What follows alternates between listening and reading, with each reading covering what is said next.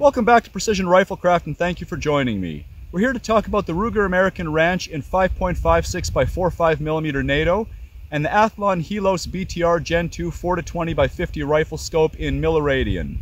This is a really great rifle system that's affordable, lightweight, and very accurate for what it is. Both the rifle and the scope were just under $800 Canadian a piece, and all in with the rings and the bubble level and the bipod and this comb and better magazine, this build cost me about $1,900 Canadian with tax. One thing I love about this rifle, having hauled it and everything else around me up this mountain today, is that it is by far the lightest scoped rifle in our safe. It's only 8.7 pounds with an empty magazine, or 9.6 pounds with this 9 to 13 inch Harris pattern steel bipod. It is a very accurate rifle. It is sub MOA, and I'm not talking 0.95 MOA either. We'll get to that in a minute. We're going to show you just how accurate this rifle is and what factory load worked best for us. But I can tell you right now that I'm very pleased with the accuracy of this rifle. Before we get to that though, we'll talk about the Ruger American line and discuss the many options that Ruger gives you in this product. The Ruger American actually comes in 19 different chamberings in barrel lengths from 16 to 26 inches across 7 different product lines.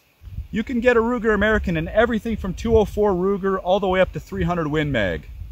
All are fed from detachable magazines, which may be, depending upon the one you choose, could be AR pattern magazines, AICS pattern magazines, and also some proprietary as well, made by Ruger.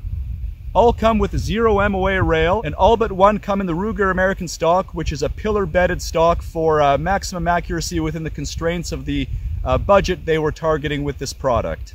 Now, all of the rifles in the Ruger American line have the same 70-degree bolt throw and trigger of the Ruger Precision rifle, so it's a very similar product at a lower price point. So let's go through this really quickly, guys. The compact comes with a black stock in 4 calibers with mid-length barrels, and there is a 308 Winchester version for you southpaws. The Go Wild Camo version is camo stock with a nice Cerakote finish on the barreled action. It comes in 10 caliber choices, so a lot of options there if you're a hunter. And the barrels are short to full length. It has the longest available barrels without going to any of the limited edition versions whose distribution is limited to certain markets for Ruger. But unfortunately, there's no left-handed version in this rifle. The next one, the Hunter, has a really nice Magpul Hunter stock. I'm not sure why Magpul calls it a Hunter stock because it's quite heavy and it's better suited to precision applications. The fit is tunable for the shooter, and it's my understanding that it does have a proper aluminum bedding block. So I think this is the most precision-oriented stock available in the Ruger American lineup. Unfortunately, it's only available in 2 calibers with short to full-length barrels, and there's no Magpul for lefties, so unfortunately it's right-handed only. The Predator is another rifle that I think they're marketing toward hunters. It comes in a green stock in 10 different calibers with short to full-length barrels, and you can get left-handed versions in 243, 6.5 Creedmoor, 7mm 08, and 308 Winchester. The Ranch, which is what I chose, comes with a tan stock in 6 caliber choices. They're short barrels. It's designed to be a handy and maneuverable rifle, emphasis on lightweight, which I really like, and unfortunately there's no left-handed version if you want the Ranch. The standard version comes in a black stock in 6 different calibers with full-length barrels, and it has the longest barrel available overall, that 26-inch barrel in limited distribution. You can go and see that on the Ruger website if you like. And there is a lefty version available in 308 Winchester. The last one is the Vortex Crossfire 2, so if you want a Ruger American with a really lousy scope, you can get one of those. And that's in a black stock, same as the compact, and it's available in 7 caliber choices with full-length barrels. And if you're left-handed, I have good news for you, you can't get one of these. Now guys, I chose the Ranch because I bought this rifle for a previous episode on ballistic or BDC reticles. I wanted something that mimics the internal ballistics of the AR platform, so I got this 16-inch 5.56 rifle. And I promised in that episode that we talk a little bit about how 5.56 NATO differs from 223 Remington. We're going to do that now just to add to your knowledge a little bit if you're not familiar with the differences. The cartridges dimensionally are absolutely identical, and therefore the rifles are almost identical. The difference between these 2 cartridges is that the military version 5.56 NATO can be loaded slightly hotter. The chamber is a little bit different on a 5.56 barreled rifle, and for that reason you can safely run any 223 load in a 5.56 rifle, but not the other way around. The reason is that 5.56 NATO can be loaded up to about 58,000 psi, whereas 223 Remington is limited to about 55,000 psi. That 5.56 NATO chamber has a longer throat, so it can handle that additional pressure. Now you might be wondering what difference 3,000 psi may make in the grand scheme of things, but as it happens, actually running a full power 5.56 round in a 223 chamber can actually create chamber pressures of up to 65,000 psi. So you're well in excess of that engineered limit of the 223 chamber. That's 10,000 psi in excess of what it's designed for, or 20%, so that is a big difference. It's not just 3,000 psi, guys. Now, if you just can't decide which you're going to get and you want an alternative to what I chose, 5.56 NATO, let me make a suggestion with a shout out to my friend Johnny Causera, who is a veteran of 3 Commando Canadian Airborne Regiment. And if you're wondering what chambering a man of that caliber chooses his Ruger American in, he got his in 7.62 by 3.9, which is really a fantastic choice. It is a full bore 30 cal round that's very cheap to shoot. You can run surplus through that rifle and you can plink, or you can hand load hunting loads or match loads. Lapua used to actually make a really nice match load with an FMJ bullet. Unfortunately, they've discontinued it. Here's a few boxes I happen to have in the safe. But yeah, you can still buy brass. You can buy really top-end Lapua brass from them and hand load your own match or hunting loads, or just run surplus through it, and it gives you a lot of options. And I think that's a very good choice in this rifle. It is actually the ranch version with a nice short 16-inch barrel. You can get that 7.62 by 3.9 in. So now let's talk about accuracy, guys. Again, I have the 5.56 version, and I can tell you what the most accurate factory load I found for this rifle is. I've tried 6 premium loads, 5 match loads, and 1 hunting load to make sure that you hunters aren't left out. And I think I got a pretty good sample size of quality ammo here, because we got 3 loads from Federal Premium and 3 from Hornady. Now, 3 of these were sub-MOA and 3 were not. 2 of them were 5.56 loads that were correctly matched this chamber, and the other 4 were 223 Remingtons. So let's do this from least accurate to most.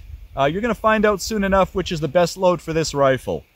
The first I tried was Federal Premium Gold Medal, 5.56 by 4.5 NATO, and that's a 77 grain Sierra Match King bullet, a very good bullet.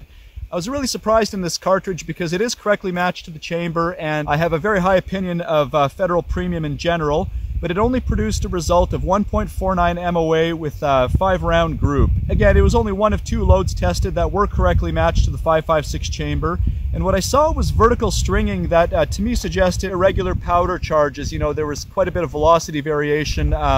Was my inference. I didn't actually put it through a chrono, but that was sort of my impression by looking at the group. It was vertically strung out.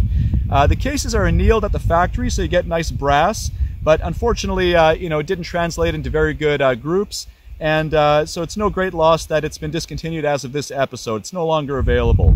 The next load I tried was a Hornady load, and it too was a 5.56 load. That's a 75 grain open tip match bullet. That's very similar to the Sierra Match King, but it's made by Hornady.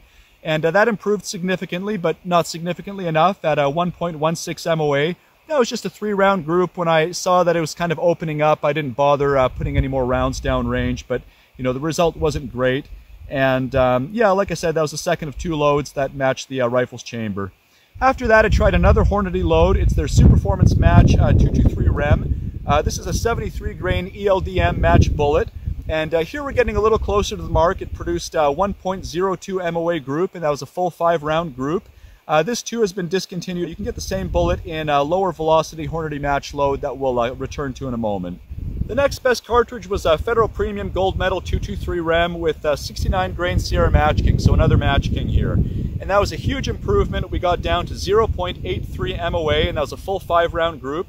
We had trialed this cartridge in a previous episode. That was just a 3-round group that gave us a 0.78 MOA. And here you can see how a 5-round group is a more accurate representation of a cartridge or a rifle. It opened up with those additional 2 rounds to 0.83 MOA, and that, like I say, is a good example of why you want to shoot at least 5-round groups if you really want to know the accuracy of a load or a rifle. So that 0.83 MOA, it was very good. The next was a hunting load, and it's a very light bullet. It's another one from Federal Premium, and that's a 55 grain Nosler ballistic tip. This produced 0.78 MOA, just a 3-round group. Frankly, 55 grains is a little too light for my application. I want to be able to shoot, you know, 4.3-inch clay pigeons at 440 meters. We'll get to that. This is actually data from a previous episode, so I didn't shoot any this time, but it is the same rifle. So Like I said, it's a good intermediate range of varmint and predator hunting load, but it's a little light for long-range precision applications. So to my surprise, guys, the most accurate load I found for this rifle is a Hornady Match 223 Rem with 73 grain ELDM. That same bullet in that discontinued Superformance Match load I told you about. I say that I'm surprised because I generally find Hornady Match factory ammo to be kind of hit and miss.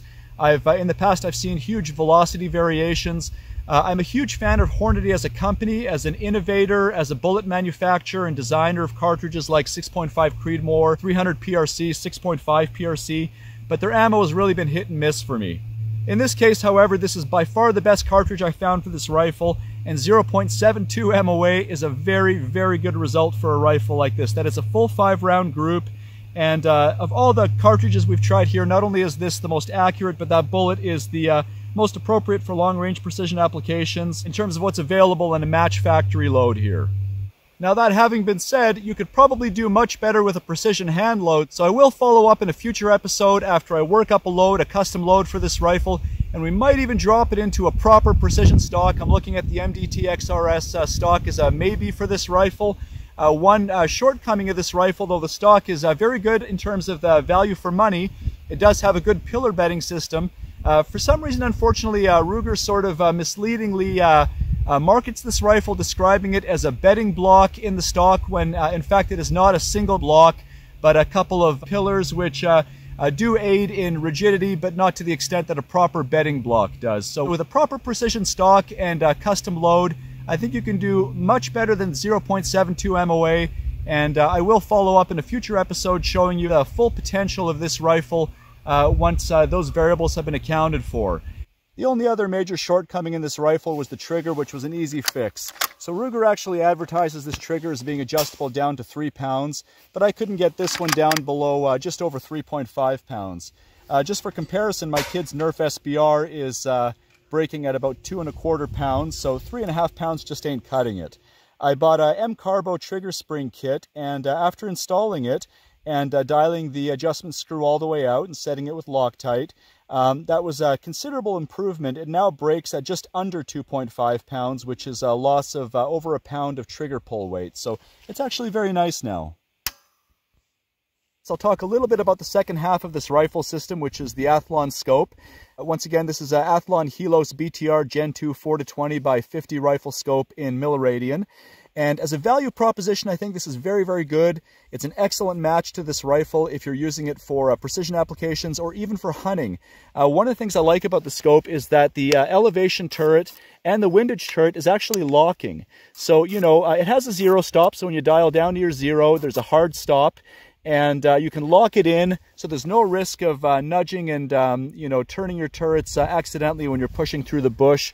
Both the elevation and windage are locking, and that's a really nice feature. I find the elevation is really stiff on this one.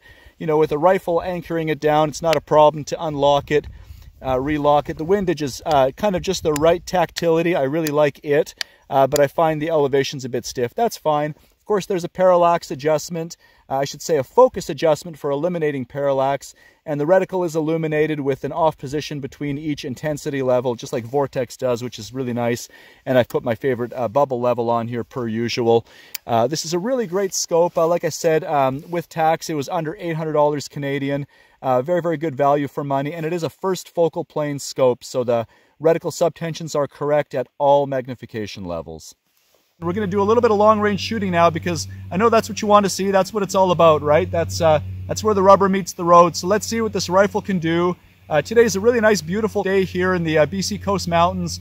And what we've done is we've set up clay pigeons on our rock wall 440 meters or 481 yards away. And it's kind of funny that we're revisiting that theme again because it was about a year ago that the very first episode on the channel came out. And that's what we did. We shot those 4.3-inch clay pigeons from this spot against that same backstop. And we haven't done it since. So this is, you know, that was the first episode of the channel, first episode last year. And this is the first episode of this, the second year of the channel, not counting the year in review we did. This is the first episode of the new year that consists entirely of new content, at least. So, yeah, so we're kind of traveling back in time, and we're going to do that same exercise again. Back then it was with my 308. This is going to be with the 223, so it's a little bit more ambitious. And the other thing that differentiates today from the same exercise a year ago is that a year ago we knew the elevation data for that distance and that cartridge in that rifle. We knew we had to dial whatever it was, 2.9 mils, I think it was, if memory serves. So this rifle is zeroed for 100 meters because I'm using a milliradian scope, but I have no idea what the elevation adjustment is for this rifle at that distance. So for that, guys, we're going to consult my Applied Ballistics calculator, and we're going to try to get a firing solution for this cartridge at that distance. This will be a great opportunity to show you guys how to start working up a dope sheet for your rifle. So like I said, guys, I'll go into more detail on these tools I'm using, like my Kestrel weather meter and this Applied Ballistics calculator in a future episode. But for today, we're just going to get a firing solution from this system, and we've already pulled the environmentals off the Kestrel using Bluetooth. So that's populated all those fields, and I've entered in other variables like our azimuth. The last thing I'm going to do here is enter our distance, which is 440 meters, and we're going to just get a single shot trajectory. And it's really that simple, guys. It's telling us to dial up 3.3 mils. So that's going to be our starting point. We're not going to worry about wind right now because there really isn't any. And we're going to try to shoot one of these clay pigeons dialing 3.3 mils. And then we're going to watch through this Bushnell spotting scope with a first focal plane reticle. And we're going to do an instant replay using the phone scope to make any adjustments necessary from this firing solution. So this is a starting point, guys. Who knows, it might be spot on, or we may need to make some adjustments. These Applied Ballistics calculators can be trued, which means you enter in your actual impact data from different yardages considerably further out than this. We're only shooting 440 meters, and you can thus true it to your rifle. But this is, again, a starting point, and we're just trying to find a firing solution for this distance, and that's going to suit us very well today. So our starting point is 3.3 mils up. Of course, now that we're all set up, the wind's starting to pick up a little bit. There's a bit of a breeze coming in, but we'll just run with it. We'll dial our 3.3 mils, and let's see here. I'm going to zoom all the way up. I'm going to set my focus adjustment for, for about 400 meters, and then I'm going to do my little head bob. See if there's any shift.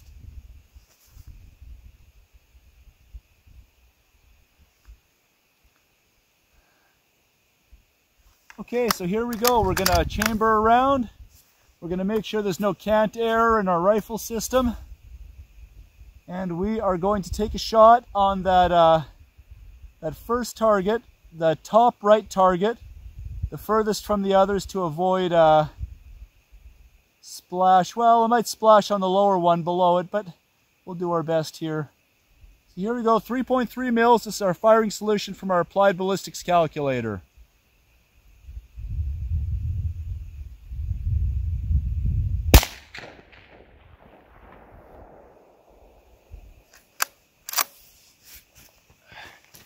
I'm going to check it out in the instant replay. All right, guys, it looked like it was low and to the right a little bit. So I'm going to dial up just one more click, and I'm going to dial left one click, and we'll take another shot on that same target.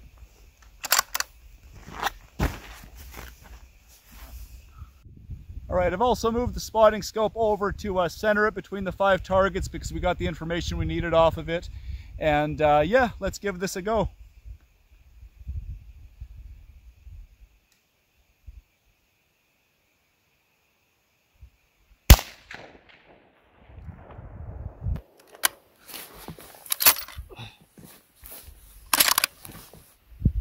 That's 1 down, 4 to go. I will say that it is a lot harder at 20 power to hit these tiny little 4.3-inch clay pigeons at 440 meters. When I did this last time a year ago, it was 24 power on my 308, and that 4 power difference, I can tell you, it makes a pretty significant difference. So yeah, it's a little harder, but we're 2 rounds into it, and we've smoked one of them after correcting for the initial firing solution we got from Applied Ballistics. So now I'm going to take a shot on the lower right.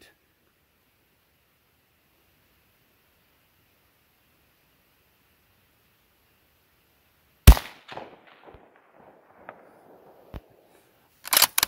now we're going to shoot, of the 3 remaining, we're going to shoot the one at the top right.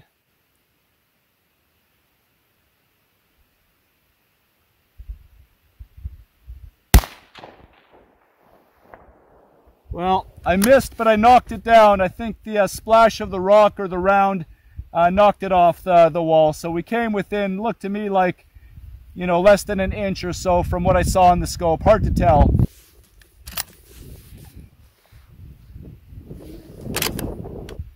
Well, I just realized the other camera ran out of storage space, so it shut off on us.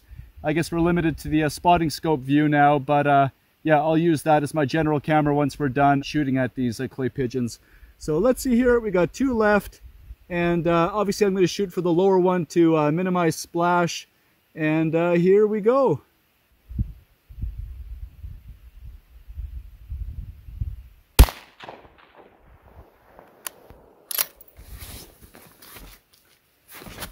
And one more.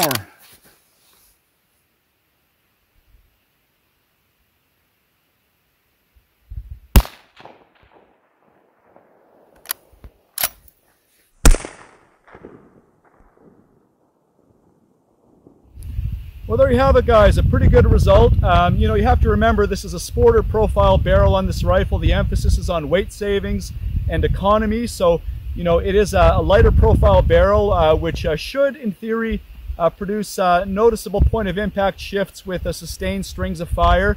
But with the sort of modest string of fire that we've put down the pipe and down range, you can see there's little, if any, point of impact shift. It's been very consistent, and we have to credit not just the rifle, but our Hornady Match ammo. I'm very pleased with this ammo, and pleasantly surprised, frankly, because I haven't had great results with Hornady Match in the past. You know, when I was zeroing this rifle and playing around at the range, I went through a couple of different boxes, and you know, it's been very consistent, even across lots, across batches. So very, very happy with the ammo, and yeah, I hope you enjoyed that little demonstration of this rifle system, and it's kind of nice to show that you can get a firing solution very quickly with Applied Ballistics and with our Kestrel weather station feeding it environmentals. As you saw, you know, with that first round cold bore hit, we were so close. I mean, it's absolutely amazing the drag modeling that these devices have, the ability to anticipate the point of impact, and we were very, very close with a normal sized target. We absolutely would have hit it with our first round cold bore hit, just pulling that information from Applied Ballistics. But because we're shooting, you know, these very, very small targets, 4.3-inch clay pigeons from 440 meters, 481 yards, you know, we had to make a correction after our first shot, and then boom, we're basically on target. And you know, when we missed, I think it could have been the ammo, it could have been me, right? Like I said, it's a little bit harder to shoot these very small targets with a 20 power scope at this distance. I personally do enjoy that extra 4 power in a standard 24 power rifle scope. But 20 power is, I think, plenty for this rifle system. And, you know, normally we're going to be shooting a 6-inch plate, or we're going to be shooting out farther, and we're going to be shooting a 12 or an 18-inch plate. So generally at this distance, I think a 6-inch plate is a very, very good standard.